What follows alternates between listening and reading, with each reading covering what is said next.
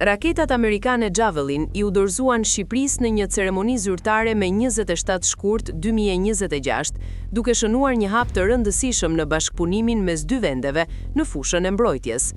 E ngarkuara me punë e ambasadës së SBA në Tiranë, Nancy Van Horn, theksoi se kjo furnizim përfaqëson një dëshmi konkrete të angazhimit amerikan për sigurinë rajonale dhe forcimin e aleancës së NATO.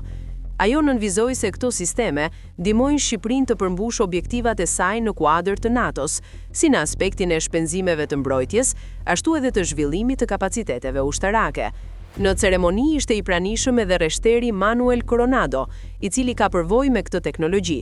Van Horn përmendi veçoritë e avancuara të Javelin, përfshirë sistemin gjuaj dhe harro dhe aftësinë për të goditur objektiva nga lart, duke i bërë ato shumë efektive në fushën e betejës. Ajo theksoi gjithashtu rëndësinë e rritjes së investimeve në mbrojtje dhe modernizimit ushtarak përballë sfidave të sigurisë. Në fund, ajo vlerësoi kontributin e Shqipërisë në misionit ndërkombëtare dhe konfirmoi mbështetjen e vazhdueshme të SBA.